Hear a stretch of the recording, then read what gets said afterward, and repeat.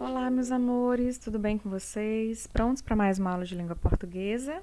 Ótimo. Então vamos lá. Hoje nós vamos rever esse assunto aqui, olha só, o gênero textual crônica e a parte de análise linguística, que é sinonímia e antonímia, ok? Nós já vimos esse assunto, então prestem atenção para que a gente esclareça toda e qualquer dúvida que ainda existir, tá certo? O que é uma crônica, hein, pessoal? Olha só, nós vimos algumas características da crônica. Ela é escrita em textos curtos e de fácil compreensão, possui linguagem despojada e simples, que é o mesmo da linguagem informal ou coloquial, narra situações do cotidiano, o uso de poucos personagens, às vezes nenhum, caráter crítico sobre comportamentos e situações, o uso do humor crítico, irônico e sarcástico. Segue um tempo cronológico determinado. Então, como nós vimos, as crônicas, o principal tema das crônicas são assuntos do cotidiano. Pode ser uma situação que aconteceu na fila de um banco, uma situação que aconteceu numa sala de aula, num ponto de ônibus, no cinema, enfim. Então, sempre o autor de uma crônica vai pegar um assunto que é comum no dia a dia e vai transformar isso num texto. Ele vai utilizar uma linguagem bem simples, que é a linguagem informal. É como se a gente estivesse conversando com amigos, né? Com intimidade, tá? E sempre são poucos personagens. Às vezes nem tem personagens. Sempre vai ter também um caráter crítico, ou seja, o autor, ao fazer uma crônica, geralmente faz uma crítica a alguém ou a algo. Lembram daquela crônica que nós vimos sobre a Dona Neném? Sobre as propagandas falsas? Então, ali o que o autor fez? Ele fez uma crítica às propagandas enganosas, tá bom? Então, é muito comum a gente encontrar essas críticas em crônicas, tá? Normalmente tem humor. Nós vimos lá o que caracterizou o humor daquela crônica. Foi o fato de a Dona Neném chegar na loja e começar a testar os pratos, né? O que dizia o anúncio? Que os pratos eram inquebráveis, as louças. Então, quando chegou lá antes de comprar, ela quis testar. Começou a jogar os pratos no chão e eles acabaram se quebrando, né? Então, ali nós temos um humor. Por quê? Porque é engraçado esse momento quando ela começa a jogar as coisas no chão para testar, né? Então, ali, naquele momento, nós percebemos o quê? Que a propaganda era enganosa. Então, ali naquela crônica, nós temos uma crítica, tá bom? Naquele momento em que o vendedor diz assim para ela: a senhora tem que jogar com jeito. Aí ela fica pensando, jogar com jeito, ela fica repetindo. Ali ela está sendo irônica, sarcástica, porque ela sabe que esse argumento não fazia sentido, né? Tem também um tempo cronológico determinado, ou seja, a gente vai percebendo a passagem do tempo, tá certo? Então, para a gente compreender melhor, eu trouxe aqui uma crônica do Luiz Fernando Veríssimo, que é um dos maiores cronistas brasileiros, tá? O título é Pneu Furado, vou fazer a leitura. O carro estava estacionado no meio-fio com um pneu furado. De pé, ao lado do carro, olhando para o pneu, uma moça muito bonitinha. Tão bonitinha que atrás parou outro carro e dele desceu um homem dizendo: pode deixar. Ele trocaria o pneu. Você tem macaco? Perguntou o homem. Não, respondeu a moça. Tudo bem, eu tenho, disse o homem. Você tem estepe? Não. Vamos usar o meu, disse o homem. E pôs-se a trabalhar trocando o pneu sob o olhar da moça. Terminou no momento em que chegava o ônibus que a moça estava esperando. Ele ficou ali, suando de boca aberta, vendo o ônibus se afastar. Dali a pouco chegou o dono do carro. Puxa, você trocou o pneu para mim, muito obrigada. Eu não posso ver um pneu furado? Tenho que trocar. Coisa estranha. É uma compulsão, sei lá. Então, aqui o que nós temos? Por que aqui se trata de uma crônica? Primeiro, nós temos aqui, olha só, uma situação do cotidiano.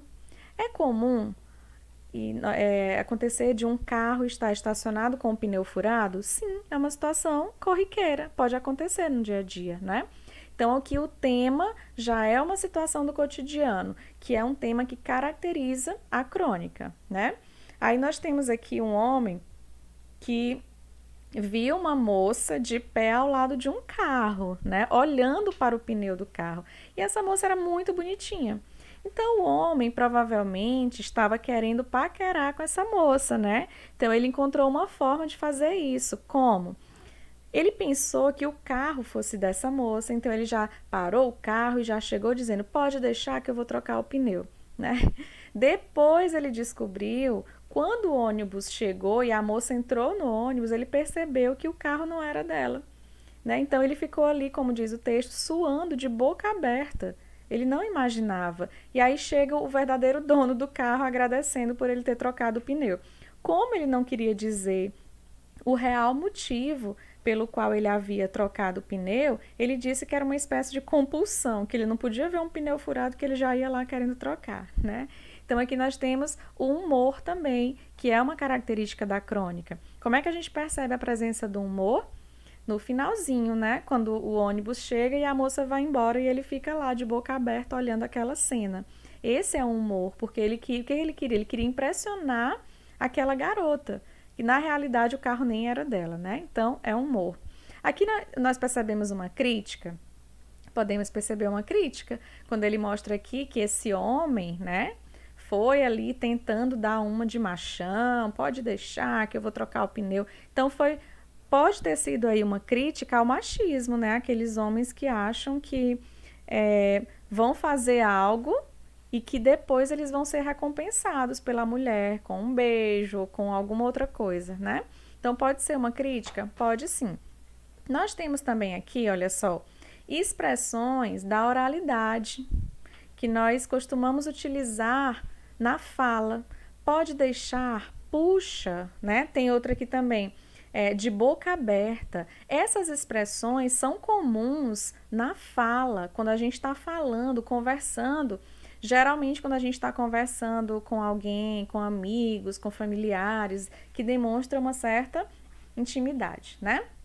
Então, muito bem, agora nós já entendemos aqui qual é a função da crônica, quais são as principais características, não é, gente?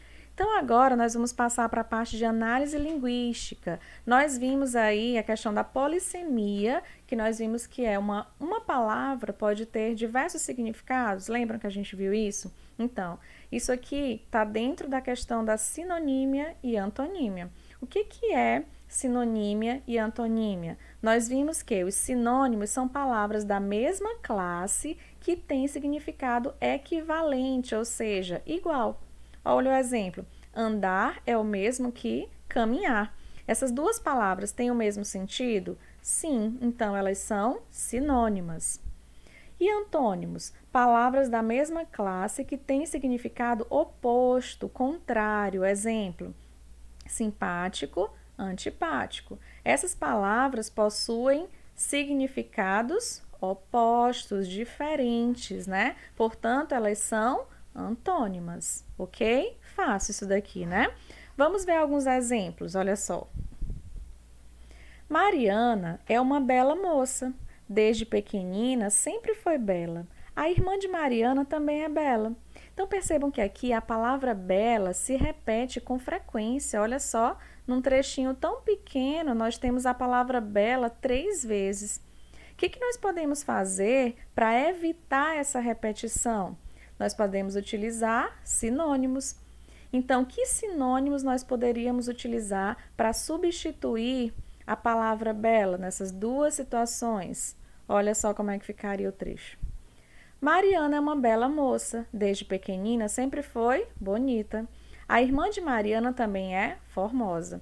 Então, percebam que as palavras bela, bonita e formosa, todas essas 3 palavrinhas aqui, possuem o mesmo sentido. Portanto, elas são sinônimos, tá bom? Então, para que o seu texto não fique repetitivo, você pode buscar palavras sinônimas, né? Palavras que possam substituir aquela que já foi dita antes, como é o caso de bela, para não ficar repetindo bela, bela, bela. O que nós fizemos aqui? substituímos por sinônimos. Então, bela, bonita e formosa possuem o mesmo sentido, portanto, são sinônimos, ok? Vamos ver agora outro exemplo aqui de antônimo, olha só. Carla ganhou um livro de poemas de sua irmã mais nova. O livro tinha muitas páginas, por isso a leitura foi lenta. O poema de que mais gostou foi o primeiro, que falava de amizade. Olha só, vamos perceber que as palavras nova, muitas, lenta e primeiro estão destacadas, né? O que nós vamos fazer aqui? Vamos trocar essas palavras por palavras contrárias, que tenham um sentido oposto. Como é que ficaria? Ou seja, vamos trocar por palavras antônimas. Vamos ver como é que ficaria o trecho, olha só. Carla ganhou um livro de poemas de sua irmã mais velha. O livro tinha poucas páginas, por isso a leitura foi rápida. O poema de que mais gostou foi o último, que falava de amizade. Então percebam que o antônimo de nova é velha, de muitas, poucas, lenta, rápida e primeiro, último. Aqui nós temos palavras com sentidos opostos, contrários, portanto, elas são chamadas de antônimos. Ok, pessoal? Ficou claro, gente? Esses dois assuntos estão claros? Vocês conseguiram compreender?